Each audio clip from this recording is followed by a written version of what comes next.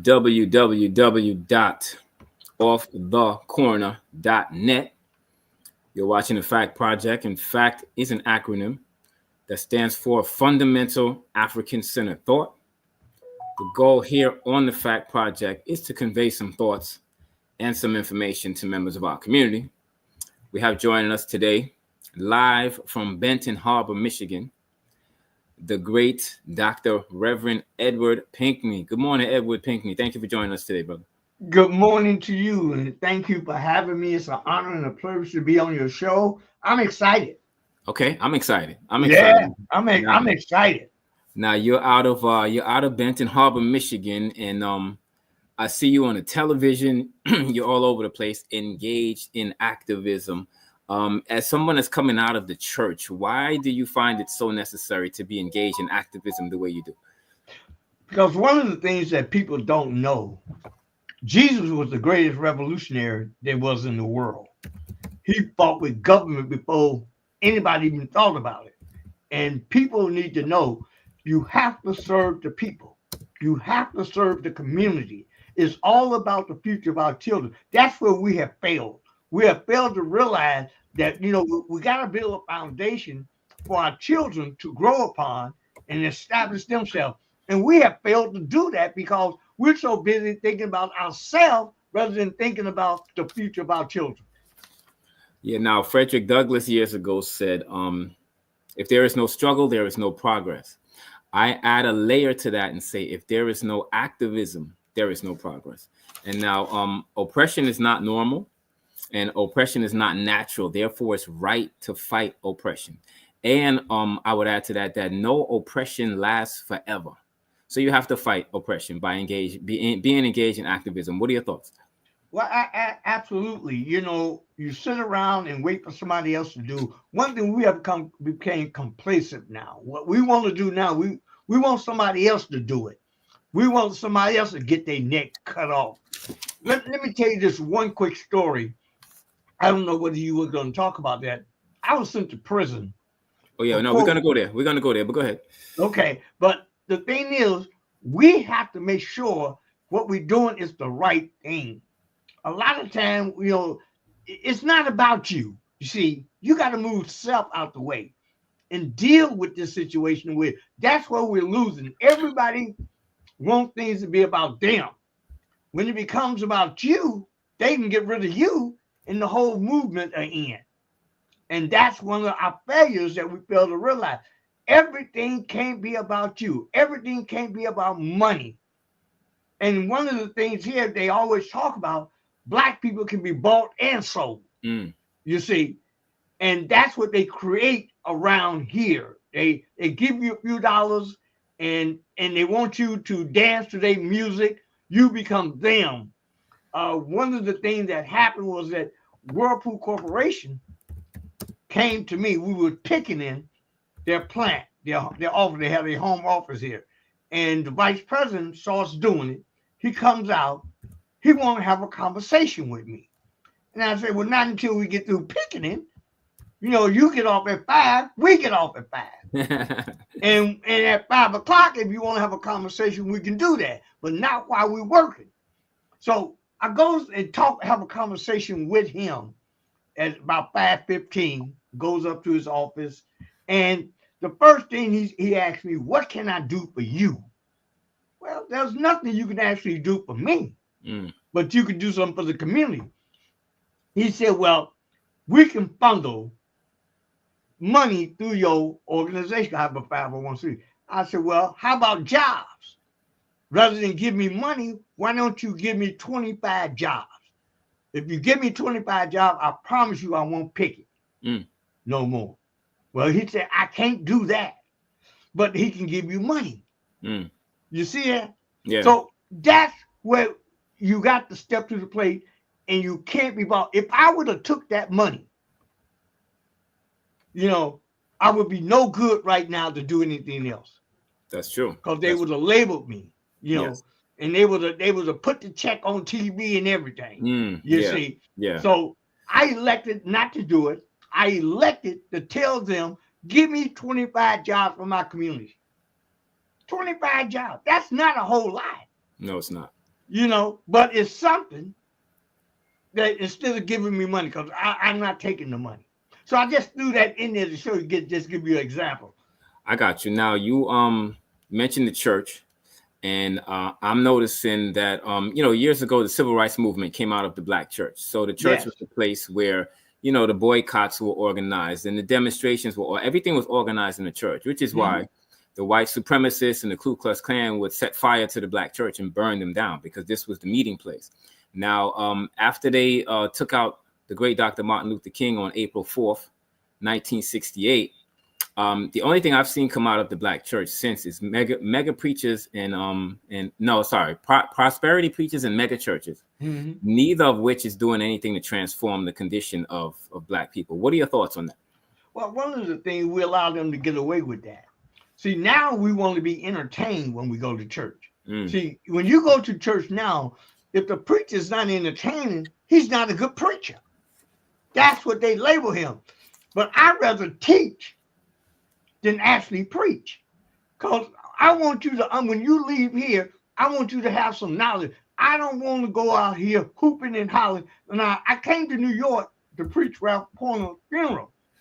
I educated them, and I'm telling you, I don't want to be hooping and hollering. I don't want to try to entertain you. I want to, when you leave the church, you're going to say, well, I didn't know that, and I read the Bible. So what they're doing now, preachers are entertainers now, more than actually preachers, God people. And everything they do is about money. Most of the time, these preachers, these churches are not in the community.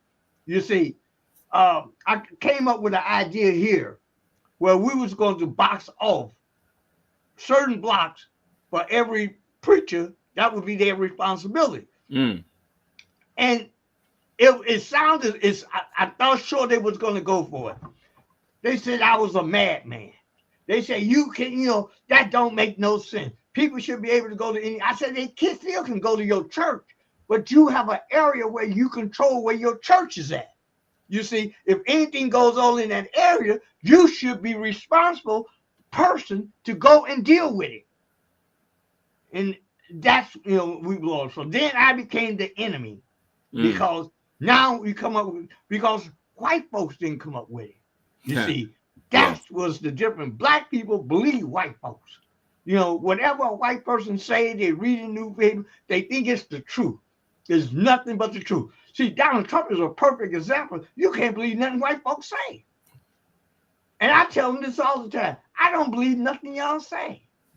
They get mad at me. They call me, I'm the bad guy. You're the bad guy because I don't believe nothing you say because you're lying.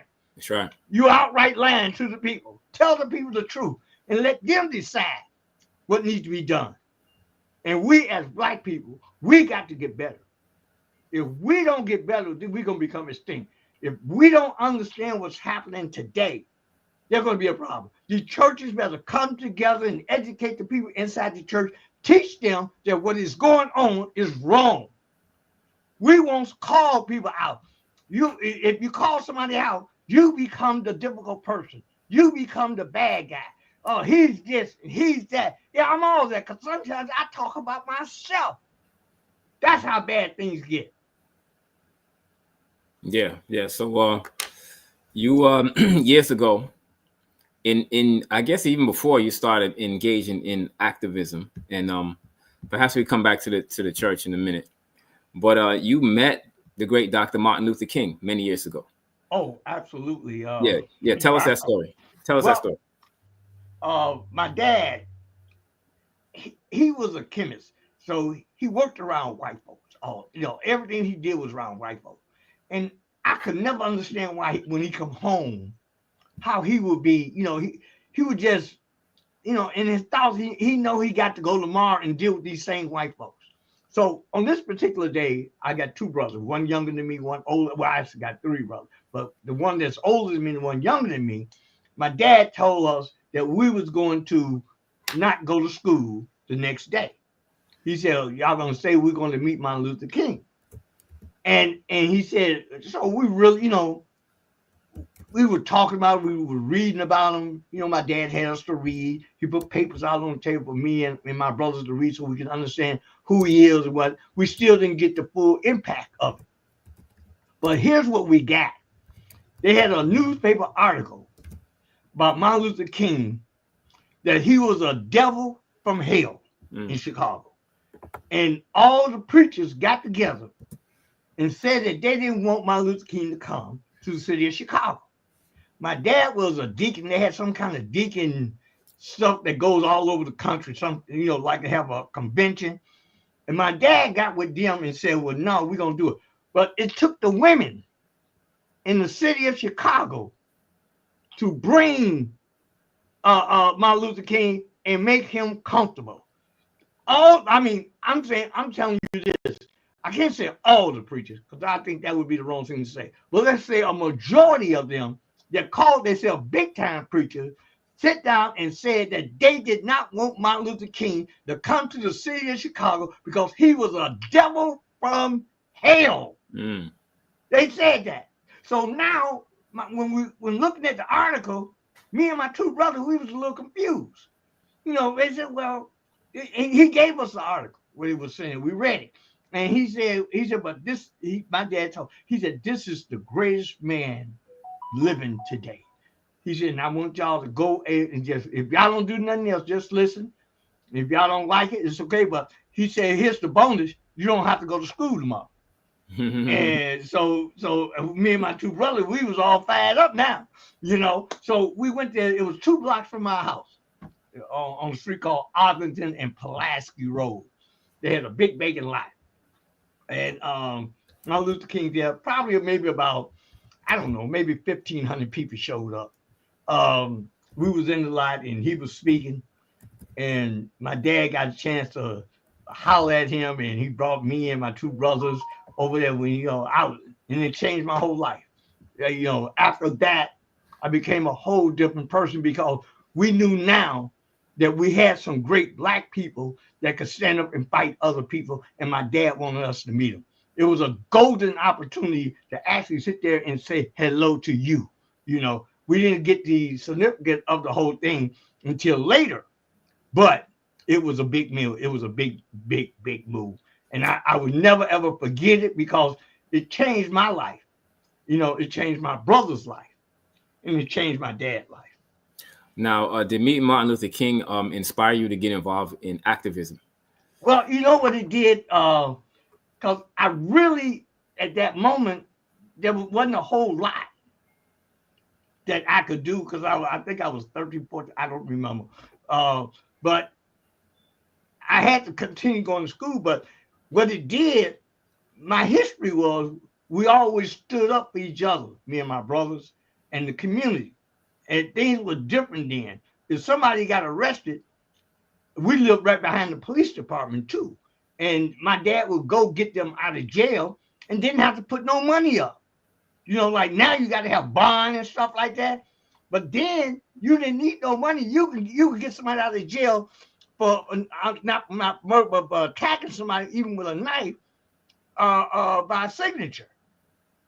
You see, and that's what he did. And then when the first thing that I ever did was, once I graduated from high school, I went to college in Texas, and that's where things really started cooking.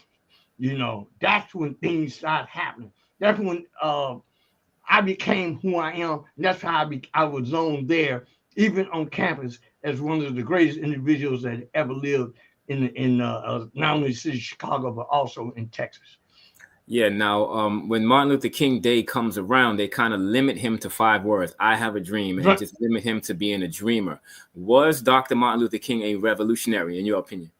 Yes, he was. Matter of fact, especially his method was perfect for that time, nonviolent. Because if we would have been violent, I believe they would have wiped us out.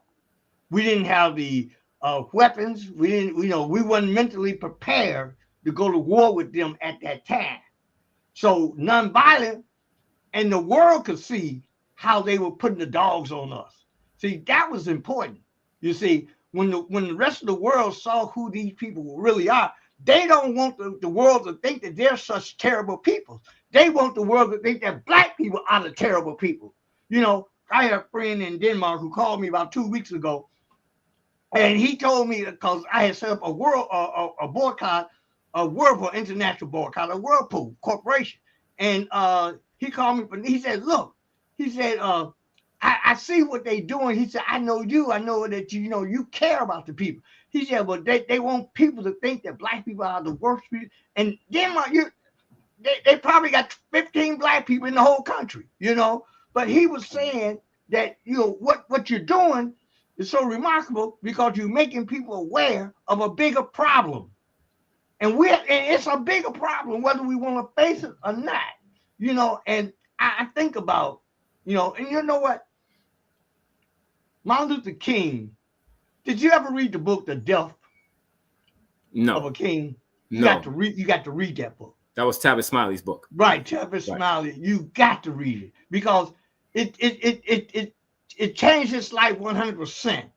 Because in that book, everybody who loved him started to hate him.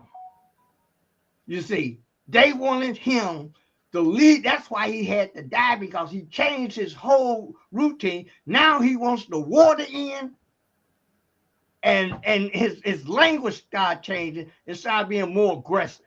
So King had to die. He had to die, and because this is how white folks do. White folks eliminate you if you're making any kind of difference. Any kind of difference, they would do everything in their power. First, they use the newspapers to smother you with lies. You're the worst person there is in the world. And this is what the Chicago Tribune, when they said that King was a devil from hell, that's probably was in all the papers across the country.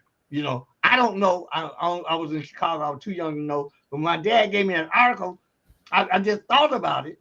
And then as I got older, I understood. You see, I didn't understand then, but I did understand later. And I read that book, The Death of a King. That book brought me to tears. It was that profound, huh? It was, oh man, you got to read it. It's Death of a King. So we'll put that out there. You talked about how Martin Luther King was hated at the time, and I feel like a lot of people don't really understand that. There was an individual who was probably getting money under the table from the right wing. I believe her name was Julia Clarice Brown. Yes. She's got some videos where she's talking very badly about Martin Luther King. He was still alive at the time. Yeah. So for the people that, think that maybe you're just saying this or they haven't really seen this, if you go on YouTube, you can look up Julia Clarice Brown, or it's Clarice Julia Brown, one of those two. Either way, if you search that name, you'll find her and you will see her talking very badly about the great Dr. Martin Luther King. So when you say he was hated, that's not something that you're just saying after the fact. Right. It's actually real. We don't get that now. Like, now they make, he's like a postage stamp. It's like this kind of fluffy. He's this fluffy character that said, I have a dream. And they don't talk about a lot of the other stuff. And that's all they talk. Because if you look at the Urban League, even the NAACP, even during that time when the NAACP was actually doing something, they still hated Martin Luther King at the end because they wouldn't come to the table with him. Right. They was not going, but one thing, he was getting too big in their eyesight. Now you're bigger than the NAACP. You bigger than the Urban League. We can't have that. Right. And black people, we have a history of getting jealous of other people who you might recognize. See, remember this, the media, what they always have done is select our leaders. That's right. They the one who make you the leader. They tried that here in Benton Harbor, but it didn't work. You see, and what I do, I make sure that my first concern is the community. That's my first concern, and our children. And that's what I fight for. I don't fight for anything else. I don't want nothing from you.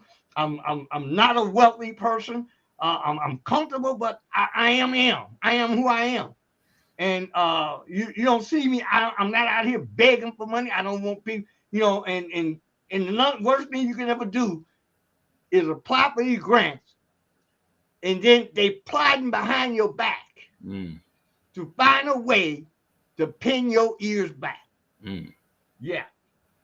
I don't know whether you're going to talk about the water crisis we had here. We come into that too. Yes, yes. Okay. All right. Well, I'll wait on you. All right. So before we get to the water crisis in Benton Harbor, you had mentioned Whirlpool Corporation, and you had to go through a period of incarceration. Start from the beginning. What happened there? How did you catch beef with Whirlpool and ended up getting locked up behind it? Well, one thing about Whirlpool, at every meeting, they'll come and they'll ask for a tax break. They wouldn't ask for no $1 million. They want 10 million. They want 20 million. And it's the biggest employer here in Benton Harbor, but they don't pay any taxes. Wow. So I said, well, how can you come and ask someone to give you a tax break when you're not even paying any taxes? I said, that's not even logical. So they figured I knew something. He said he must know something. So one of the people, they stoolies that they had, we went out and recalled him. Now, recall an elected official is a threat to the system. See, anytime that you go out, because one thing Whirlpool is going to finance him, you don't have any money. So you have to depend on manpower.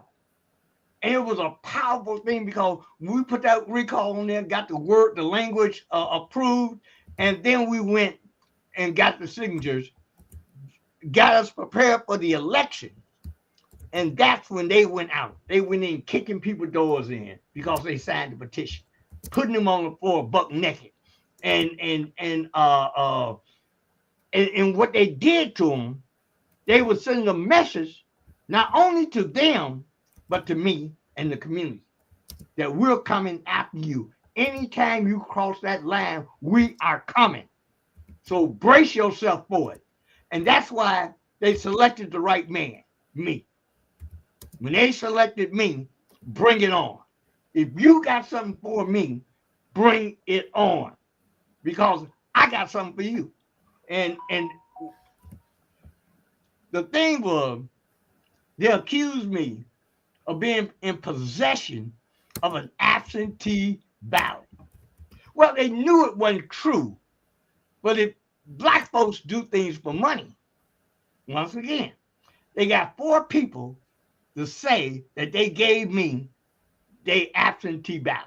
Whoa. So they paid people to say this?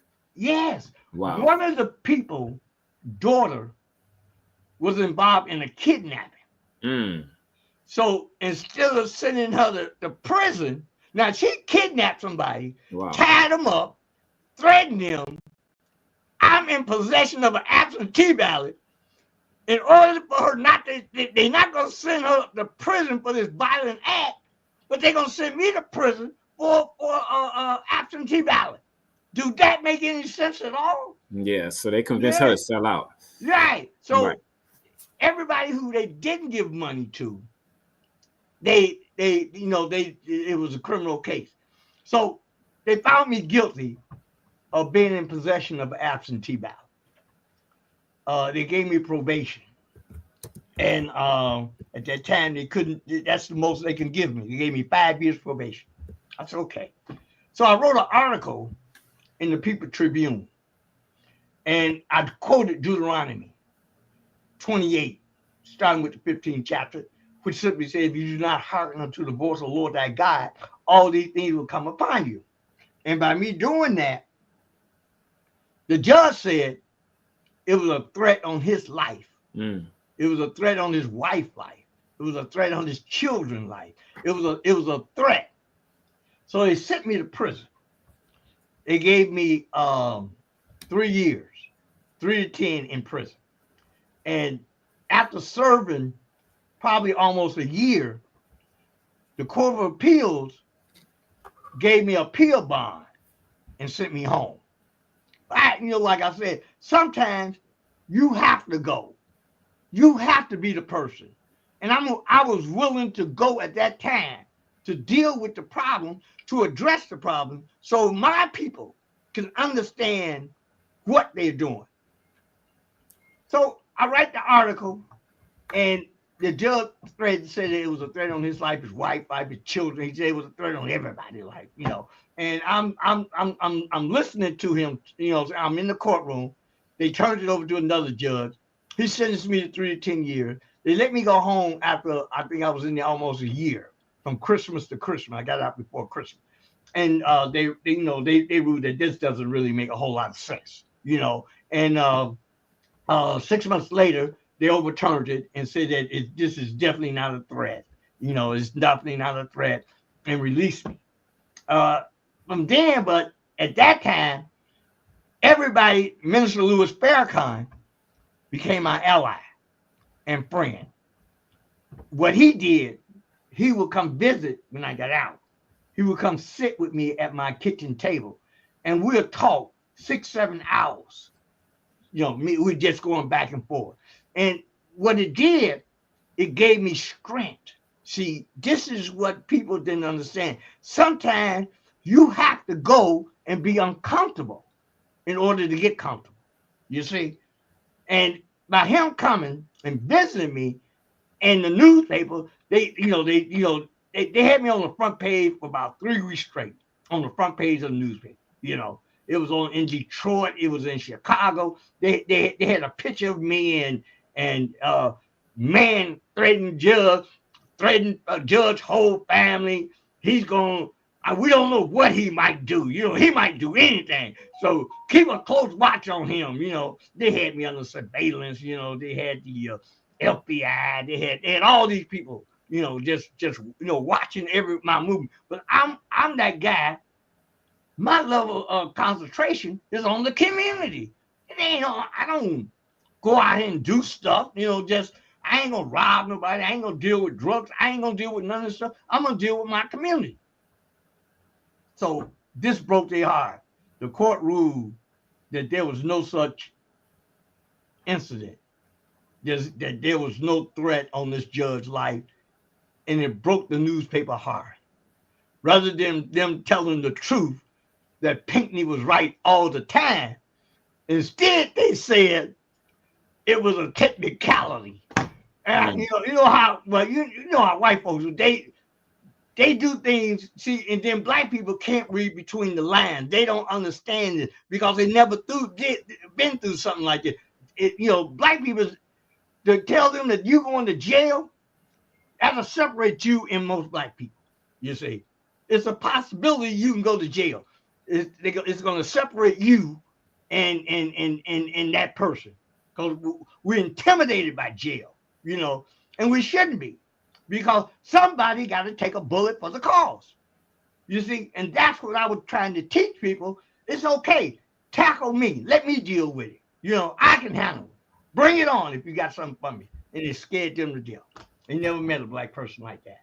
And that's what shook them up more than anything else. So the incarceration was not for the absentee ballot. It was for allegedly threatening a judge? Right.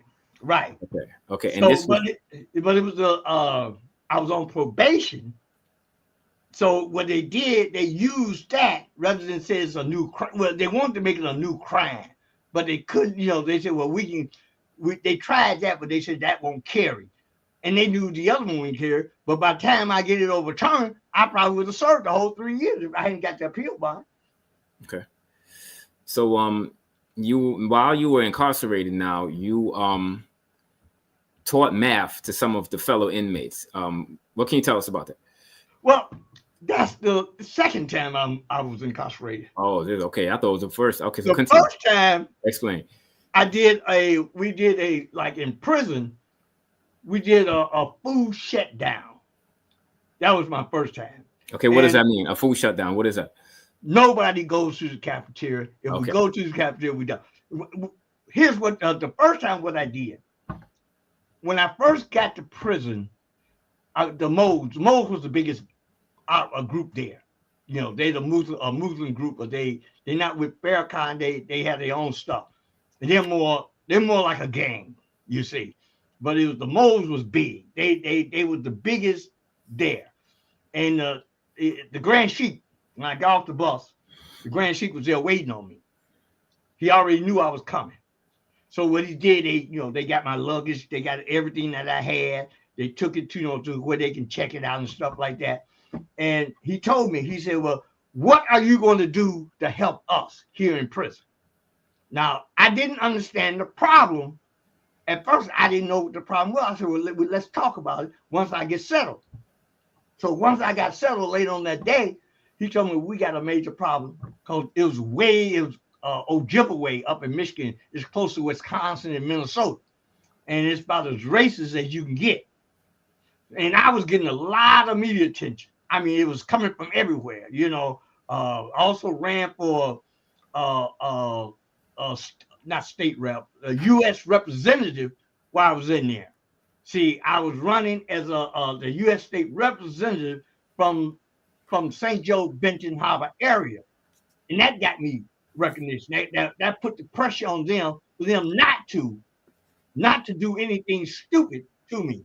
So I guess with the Grand Chief, we talked, and I said, well, one of the problems that we do have, we do have this fish called the buck naked fish, and it stink, and nobody eats it.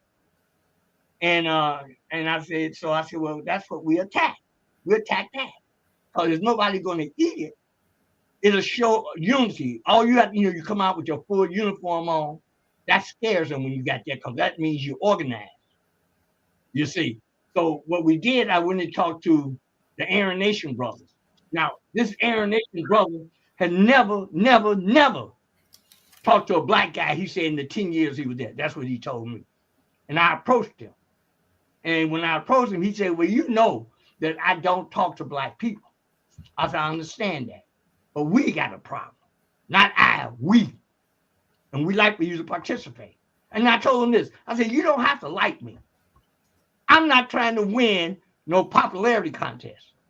Only thing I want to do is resolve a problem that concerns you and your group. And he looked at me like, because he ain't used to people talking like that. I'm not trying to get you to like me. I don't care whether you like me or not. Even today, I talk about myself. So don't even worry about me, you talking about me. So I talked to this guy, and, we walked around the yard about 10 times. And everybody saw me walking with this guy. They know he don't talk to black people. But I think he was just looking for a black person who can communicate with him and willing to listen to him. And what we did after we got through walking, he told me, he said, I'm going to take this back to my people and I'll get with you in the morning. So in the morning he came straight to me looking for me, said, we in. When he got in, they was a second largest group. Then we got the skinheads, we got the Mexicans, we got the Nation of Islam. We had everybody but the Christian group, them Christians. You see, them Christians, we're going to pray about it. I told them, I said, well, I'm going to give you that to pray about it. But if you're not with us, that means you're against us. And when I told him that, he goes back, he said, well, we better get, I said, yeah, because we coming, And here's the thing. Everybody goes in and asks for this buck naked fish. They only cook about 300 pieces of this buck naked fish. And we're talking about 1,500 prisoners. And we had them all going in asking for the buck naked fish.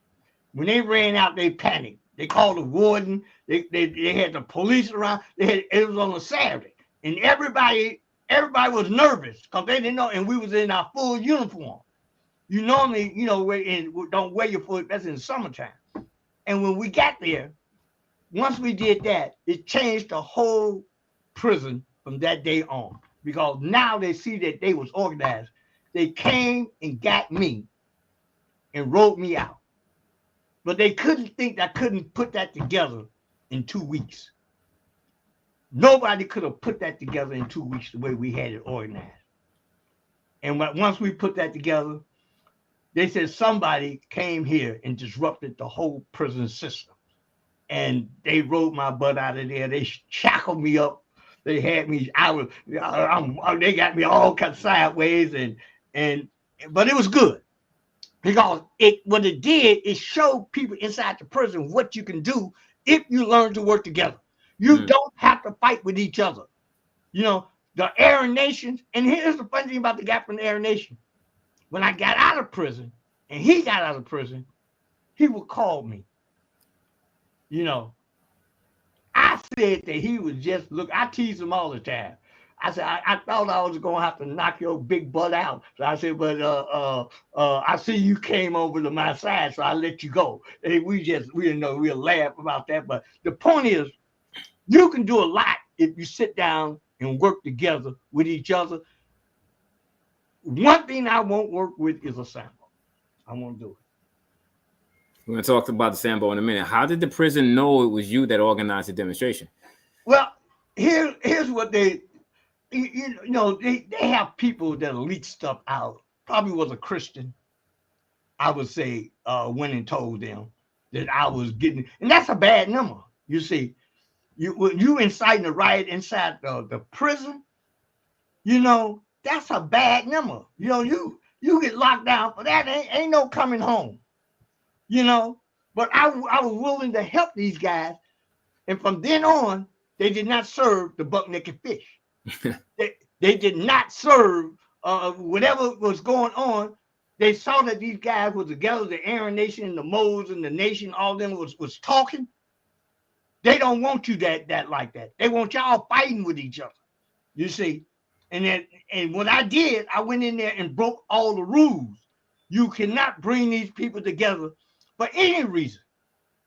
And when I did it, that's what happened. So now you said the second time you were incarcerated, you got a little props in the prison because you were teaching some of the inmates how to do math. What can you tell us? Let me see. The reason this time, we did a recall of the mayor here. And they claimed that I had changed the date on the recall petition. But that's not a crime. It's not a crime. I didn't do it. But the point was, it's not a crime to change the date on the recall petition because there's no such charge. So I goes to, they sentenced me to 30 months in prison. You see, we had a trial, the all-white jury. They figured that, the nigga did it. And the thing was, I get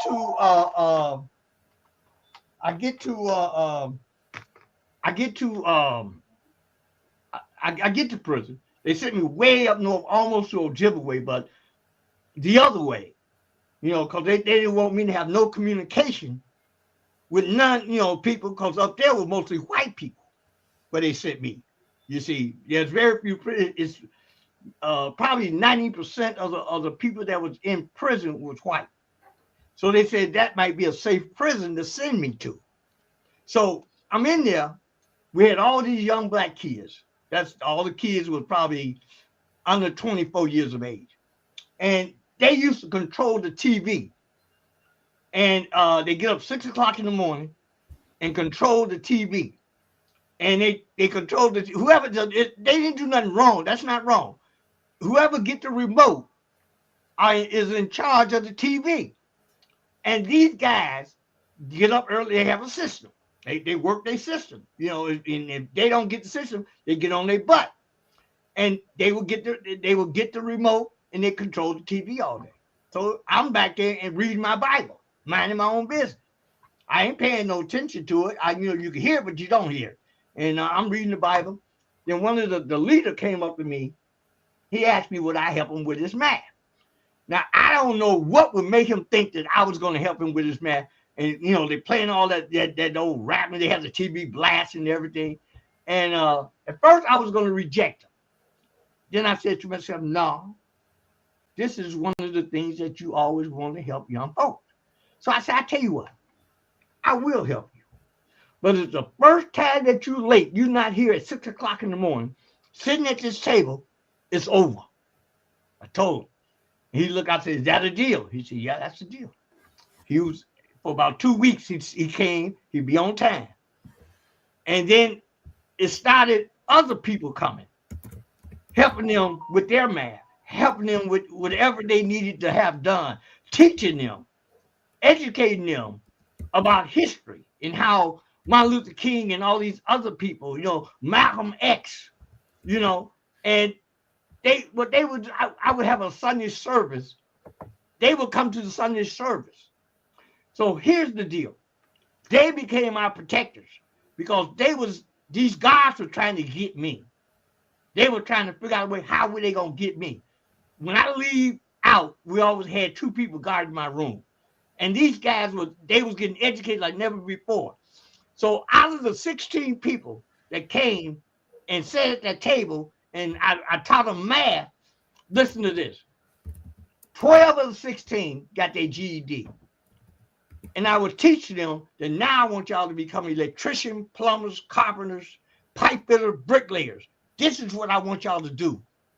And out of those 12, 3 of them became bricklayers, electricians, or plumber. And that was such an amazing. And they call me today. They still call me today and talk with me after all these years. They met a friend. They got a friend because I be looking for people who want to be friends because I go beyond the call of duty to help. But that's how we deal with people, and that's how every prison system should be. Interesting. So I know we're kind of all over the place today, but Benton Harbor had lead in their water, and you were leading the charge trying to expose the fact that the municipal water was contaminated with lead. What can you tell us about that? Well, it all started with my good friend Emma Kennard. Her daughter came from Texas, and they were cleaning the house, and she wanted to take a bath. And the water was like gold, you know. And when she called me, she said, "Listen, we need you to do something." She said, "My mother's water is something wrong with it." I said, "What's wrong with it?" She said, "You can't even take a bath with it." I said, "Well, get yourself 2 quarts of it and take it down to the mayor." He was a Muslim guy. I figured that he would at least take it out and have it sent out to have it tested. She took it down there. He wouldn't do anything. Okay. So that's when we formed the Benton Harbor Community Water Council.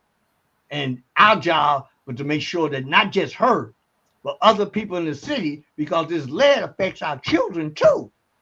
So we immediately formed the council, and I started meeting with the governor's office about it. They were just, black people, we can give you a song and a dance, and you just be happy to talk to us. That was the attitude. From there, we went to the EPA. Now, the EPA, they said, well, we're smarter than they are. So what we're going to do, we just going to keep having round tables. And we had round tables the whole year of 2020. 2021, I said, enough is enough. All they doing what they've been doing all our life, spinning us around. I said, we got to do something. So what I did, I went out, got one of my lawyer friends, got a couple of more actors from around the state of Michigan. Matter of fact, I got 21 different organizations to buy into my plan. They was interested, but like I told them, what we got to do, we got to go above the governor and the EPA. We got to go straight to Joe Biden office. They said, well, how you planning to do that? So I said, well, what we're going to do, we're going to file a petition and put them on notice that we plan on filing a suit against Joe Biden and the United States of America. That was a bad boy. I didn't realize that baby had so many legs. And then what we did, now, they got wind of it. So now that we have a round table, and they telling us, well, we're going to do this and we're going to do that. I said, but you said that in 2020. It's now 2021. And we can't afford to wait another year for our children. So we said on September the 9th, 2021, we filed this petition with the Joe Biden office and was planning on suing the United States of America, the whole country. We had a press conference on September 9th. People from all over the world, every place, the UK, the Guardian newspaper, all these people. I mean, we had, see, the best thing that happened, which is important, the best thing that ever happened, it was during COVID. See, because everything had to be on Zoom. You see, by being on Zoom, we can get more people. We pulled in over 150 reporters from all over the country. And the Guardian, the one who wrote the story, the Chicago Tribune wrote the story, Also, the New York Times wrote the story, and it got so big, it was bigger than me. During the process, the governor came in after the press conference, and she made the statement, all hands on deck now. All hands on deck. And people from everywhere was coming here. All the news media, everybody was here, and they wanted to talk to me. But like I told, it could not have been done without the other people. You see, so it's not fair that you publicize me. I want everybody to get credit for this. And we were successful. We got the pipes removed in less than 1 year. You see, Wow. But the problem was they turned the money over to our elected officials who love white folks, and they hire all white people to do the work. My thing was we're going to get 5 contractors that's black and 5 that's white. They went out and got 5 that was white because we couldn't control the money. You see, so we were successful because we didn't back down. When you don't back down, black folks, you got to. They came after me on this. We delivered over 1 million cases of water to the community because we was going door to door. We didn't want them standing in line getting the water. My team went door to door. They got mad because we thought of it and they didn't. The governor came out, sent her boys out, the state police, and told them that I was selling water in South Bend, Indiana, which is about 45 minutes from Benton Harbor, one way. And I'm going to take 10 cases of water to South Bend and get $10. You spend that much on gas and the thing. The guy did a complete investigation of me. I mean, they went through my background. They you know, and there was nothing there for them. And they was mad. They didn't think so. But that's what I'm telling people today. When you out here, you got to be willing to handle the consequences because they coming. You see, you just have to be the right person. If you're not the right person, then they got you. And that's what they do. They do this all over the country. It ain't just here. That's their format. That's how they deal with it. So that's the water crisis. We got it resolved. And the only reason it's resolved is because we went to work and get it done. You always have to think things out. Don't just do stuff. You have to think about it, analyze it, then complete it. That's how it should be done. Okay.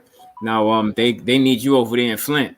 Yeah. Well, they called me to come to Flint to help them, and I those are my friends too. And I normally I give them ideas, but my ideas are too radical. You see, you got to be soft spoken. You got to you got to be intimidated by these white folks. If you're not intimidated by white folks, they figure you can't get nothing done. But the thing that got me, that press conference we had, it blew their mind. They couldn't believe that a black man could get people from all over the world to listen to what I was saying. You know, they couldn't believe it. You should have saw them. They were running around. And even now, I will not do any press conference with them. I made them do stuff they didn't want to do. Then the white folks came in, they were stealing the money. I had no control over the money, which probably was a good thing because they would have made me the fall guy. Right. You see what I'm saying? Because one thing I tell people, you can't be motivated by money. You got to be motivated by being a humanitarian. If you're not, they coming. Okay, you are. We could stay on that water thing for a while, but we're running short on time because we're racing the clock. You have created what you call the Sambo of the Year award. Absolutely. What is the Sambo of the Year award? Explain that. Well, a Sambo is a person who have been robbed of themselves. They no longer works for the community or the people inside the community. They work with a hidden agenda, and they're not there for you and your family. That's a Sambo. He takes and takes and takes from you to give to white folks. So we label these people the symbol of the. We had this war. Well, let me tell you how it started. It started in Detroit. Detroit had the symbol of the year award first. You know, they had different people, and they invited me to come to their Sambo dinner. And I went to the Sambo dinner, and I was amazed because I'm not used to seeing black people nowadays willing to call people out like this. Because when we have people that are elected officials, we be trying to kiss up to them, get to know them, want to be their friend, no matter how much damage they doing. We want to be their friend. Mm. You see, and they went after these guys, and I went with them. Whenever they did something, we went out and pick it, whatever it was. They called me. I travel up there and we do it. So the Salvo Award I decided to give. We got the Nation of Islam brother, Marcus Muhammad. Now, Minister Louis Farrakhan was at my house, and we invited him. He tried to come in. He would never be involved in our conversation, but he's ambitious. So he came in. He asked, could he come in? I told the minister. He said, "Man, it's your house. You can invite him in you want." So I invited him in. So he's sitting at the end of the table. Minister Louis Farrakhan tells him that we're recalling James Hightower, the mayor. Then he said, "Well, Marcus, why don't you become the mayor?" But he told him this. He said, "Make sure you take care of the people." He told him 3 times, "Will you take care of the people? Will you take care of the people? Will you?" And each time he said yes. He was lying through his teeth. As soon as we got that boy in there, he jumped. He came out telling me he's the mayor for all people. We're not going to isolate Whirlpool. We're not going to isolate white people. We not, they're gonna be part of all my boards. And he went on and on and on. I was in the meeting. I just got up and walked out. I said, "Another one bite the dust." That's what I said. So anyway, so then he started doing little things that would hurt the community. You see, one thing, raising the water rate. Let me go back. He knew the water was contaminated with lead, but he was telling the people that the water was good. He knew it was bad. You see, he knew the water was bad, but he didn't care who he hurt because he was hurting black people. Because we had, at that time, we had over 90% of the people that lived in Benton Harbor was black. So he went out his way to make sure it's safe to drink the water, knowing that the water wasn't safe to drink. Mm. Then he raised the rate 10%. He voted, had his group. He got a group. They all vote the same way, all of them. And he had them to say that they're going to raise the rate 10% for the next 5 years. And I said, well, you can't raise the rate from the people because, for one thing, if you tax the businesses the way you should, we have to raise the rate. They don't want to hear that. Newspaper, Pinkney at it again. Pinkney at it again. He don't want progress. Yeah, progress is robbing the people, black people. So anyway, we decided we voted. We had a dinner like they did in Detroit.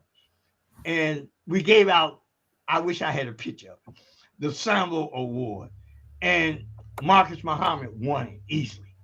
And then what we did, what made it so bad, other cities started liking it, like Houston, Texas, St. Louis, Missouri, Milwaukee, Wisconsin, Columbus, Ohio, Cincinnati, Ohio. Now we got North Charlotte, Charleston, South Carolina, and we got 10 cities.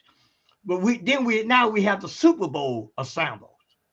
Like in February, they have the Super Bowl. In February, we have the Super Bowl assembled.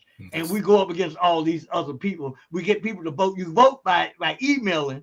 They email me at banco9342@SBC Global and say, well, we voting for Benton Harbor samples. They're going to be the top sample. And we're going up against some tough people. These ain't no everyday samples that we're going up against. They're all across the country. But last year, we won the Super Bowl. Well, we're not going to probably, Houston going to win this year. But we right there on top of it. The samples are, and see, you got Whirlpool Corporation manufacturing samples, like pulling them off the assembly line. That's how they doing. And they doing it legitimately. They just had the they called it the Black Summit, but it was the Sambo Ball. We labeled it the Sambo Ball. All the Sambos would come in, and they wanted young people so they could start training young people to be Sambos. See, the parents, they don't get it here because Pinkney just, it's always Pinkney just talk. And no matter how much work I have done here, they don't really, they think it's what white people say is more important than what black people say. It's always important what white people say. White people in their eyesight don't lie. They don't understand the truth. Everything come out their mouth is mostly a lie.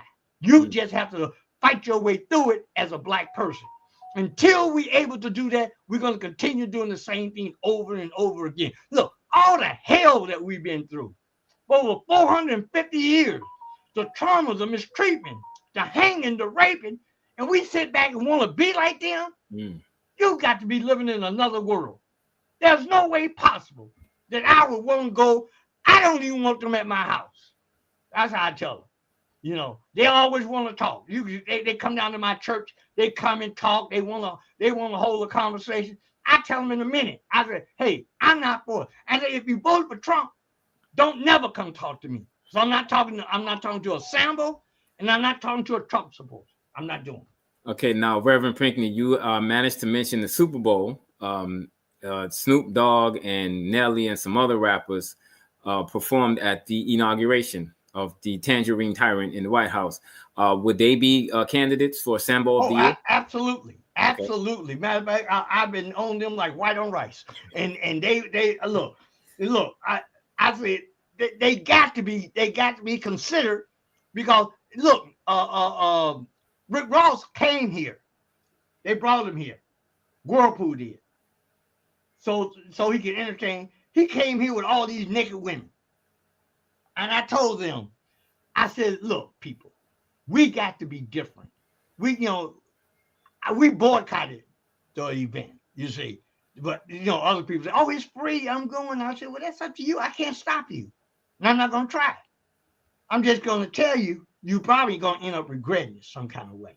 But Rick Ross, his family, he got some family here or something. And I battle it out with their family every day. It's not a day go by that I'm on them. I'm on them. If you're willing to defend them, you got to fight on your hand. And I don't mind getting my hands dirty. You see, that's the difference between me and everybody else. I don't care. I'm not trying to win no popularity contest. I want to save my people. I want to save our children. I want to build a foundation for them. If you're not willing to build a foundation for the future of our children, then I have no time for it. Okay, so you mentioned boycott, and this is the last question before we have to unfortunately let you go because you're on fire right now. this just the beginning. You and I gonna talk. We're gonna talk some more because I'm feeling you. Yeah, we gotta have you to come back definitely. But you mentioned boycott, and some activists nationwide have launched a boycott against Target, Walmart, and we'll throw McDonald's in there for eliminating their DEI parameters. What is your opinion on that boycott? Well, it got to be. And here's what I have not done. I got 40 radio stations across the country that play my show on Sunday. I do a show every Sunday at 5 p.m. And they play it, and that's how we get votes because Benton Harbor is a small community. I think the way to attack them is always to attack their pockets. You see, the boycott we set up against Whirlpool, they have lost $393 million. I'm not saying that we're responsible for the $393 million, but I'm saying it helps, whether we like it or not. And everything you do, you got to do something. We can't sit at home and do nothing. We're at war. We just don't get it yet.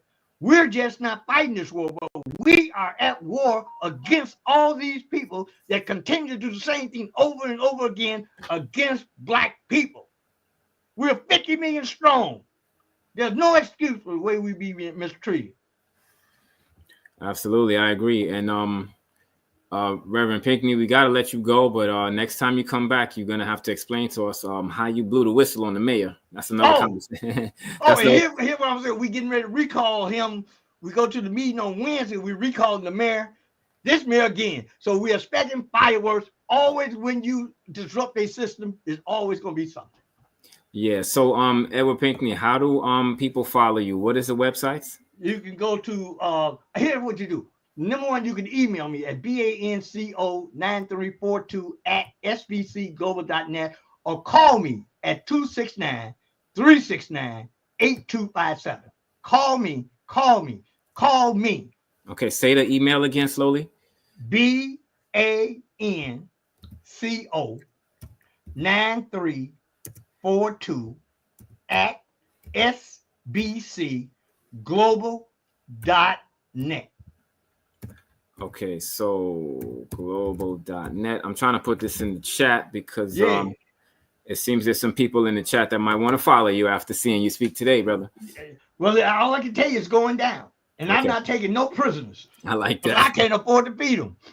I like that. So I would send everybody to if you want to reach out to Reverend Pinkney, it's BANCO 9342 at sbcglobal.net. Is that right? That's it. That's it. Okay. Okay. So it's in the chat. If anybody wants to follow Reverend Pinkney, I would definitely say you want to follow up on him. And how can people hear the show? You say you do a show on Sunday? I do a show on Sunday. They can follow me on Facebook there. They can send me a Facebook request, and then I can send them the link so that they can just click right on and join the show. Okay, last question. The boycotts. Is this something you're willing to teach or spread in the church? Is this something you? Oh, absolutely. Okay. Oh, absolutely. Okay. Absolutely. And that's with the the church, first place. And with the church, the people that follow you, would they engage in a boycott like that? Oh, absolutely. Okay. Okay. Look, in some cases they'll follow me anyway. You know. Okay. Especially if they know me. Okay. Okay. That's the difference. If they don't know me and think they know me, they're not gonna follow me. But if they know me, which most people hear, because I'll tell you, we distribute 1 million cases of bottled water, they have to almost know me. Okay. Whether they like me or not, that's not important. I don't care whether you like me. Okay, so like I said, we're out of time. I'm gonna have you come back. We're gonna have to bring you back soon. Okay. There's some other initiatives that I would like to think that you would be able to spread the word in the church about some other boycotts that have been going on. One in particular against Netflix, but we get into that conversation. This is a nationwide thing too, but we get into that conversation next time. I want to thank you, brother, for coming on. I want to send everybody to the check you out on the email, BANCO 9342 at sbglobal.net. And Reverend Pinkney, go ahead. Go ahead. That's it. Okay. So Reverend Pinkney, we thank you for coming on, and we got to definitely bring you back again soon, brother. Sounds good. Let's talk soon. All right. All right. Thanks again, bro. All right, dear. All right. Peace.